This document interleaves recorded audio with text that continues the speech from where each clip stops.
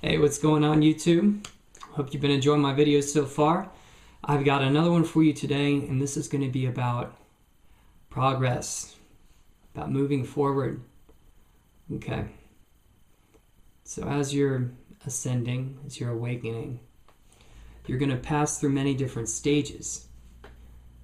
And there seem to be variations for everybody, but there are also common themes that underlie the process as a whole for all of us.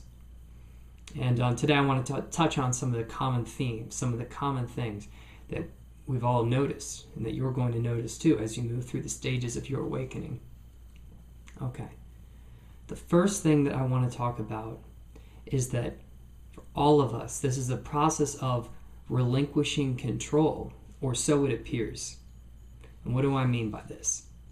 I mean that as you wake up, you're shifting, let's call it the source of action, from what some would call the ego, the separate identity, to what appears to be the universe, or let's call it infinity, let's call it the one, whatever words you want to use to point at it, let's call it that. So the process appears to be a letting go of acting from the separate identity and relinquishing control and giving it to the universe, the one. And this is how it appears. And this is also why it's so difficult, because in the beginning, it just appears like you're giving something away. It appears like, let's say, my name's Alex. I have this identity as Alex, based on my life experiences, what I enjoy, how I perceive and define myself. And this collection of ideas known as Alex has been acting for most of my life, or so I thought. And as I've been awakening, the source of action has shifted from Alex to this sort of unknown entity, which I'm referring to as the universe. And at first, how did it appear? It appeared like Alex was losing control. Alex was giving away what was his. But what I've been realizing recently that really goes on through this process, which is sometimes referred to as the process of surrender, the process of letting go, the process of trust, of faith, is that it's not like you're giving up and you're giving away your control to like the universe and it's going to like swoop in and take over your life. That's sort of how it appears at first. But lately I've seen that it's not like that at all. That really what's happening is that it's like you're at level 1 in the beginning, and then you're moving to level 2. So it's not like there's you, and then you give up. I'm sorry, I'm getting really hot. This change over from the sweater. I got a shirt over here. Yeah, it was really cool out here in Sedona for a few days. It was weird. It was almost like February or something, but then the last day or two, it's got a lot warmer again. So, all right. So basically, how does this process look from the outside? There's you at level 1. You're moving to level 2. You're still going to be there at level 2. You're just going to be there in a whole new and way more awesome kind of way. So that's how the process is from the outside. It's simply you evolving from one step to another. From the inside, however, it appears quite different. It appears as if, here I am, Alex, letting go of control and giving it to the universe, surrendering, giving up, all these words. It seems much different from the inside. And it's much more difficult when looked at from this perspective, because giving up is something that's inherently very hard to do. And giving away your control is something that's inherently very hard to do. To trust, to have faith in something outside of oneself is inherently very hard to do. However, it becomes a lot easier if you see it for what it is. And intellectually, this may only be an intellectual reality for you at first, but as you awaken, this is going to become more an emotional reality, something that you feel, that you understand on a feeling level. That as you surrender to the vibration, the fifth dimensional, the higher vibration, whatever you want to call it, as you surrender to that, what's really happening is you're leveling up and evolving. You're not truly giving in or giving up. That's just how it appears. You're truly just moving from one level to the next. At the end of this process, you're going to look down. You're still going to be here. You're just going to be in a whole new, way more awesome kind of way. That's the only fundamental difference. You're going to really remain unchanged throughout this. You're just going to be way, way more awesome and cool after you've made the shift. But the core point that I want to come back to one more time is that it's going to appear like you're surrendering, like you're giving up, like you're letting go. But in reality, what's happening is you're leveling up. You're actually not losing anything, and you're gaining everything. That's the beauty of all this. Now, for whatever reason, it's very hard to see that while you're in the middle.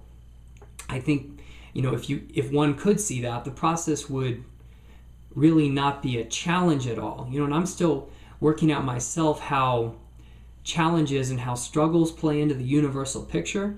But it seems like that the universe is a place of freedom, 100% complete, unlimited freedom, and of integrity. Now, what does this mean? Well, first off, what is freedom? If you've ever had a lucid dream, you have a very clear idea of how it feels to be 100% free. And if you have not, I'll describe it briefly for you. In a lucid dream, you have the capability of creating whatever you want.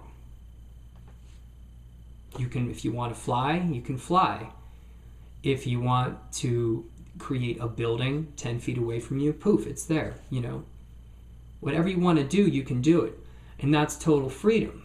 That's the nature of reality, or that's one aspect of it. Because in a dream, the downside is that things aren't real. The downside is that if you dream and you meet someone in your dream, the next night, they won't remember you. There's no continuity. That's why dreams seem so unreal and sort of fake, because there's no real consequence to anything. Like in a lucid dream, you could summon lightning bolts from your hands, and let's say you decide to fry some dude, for whatever reason in your dream.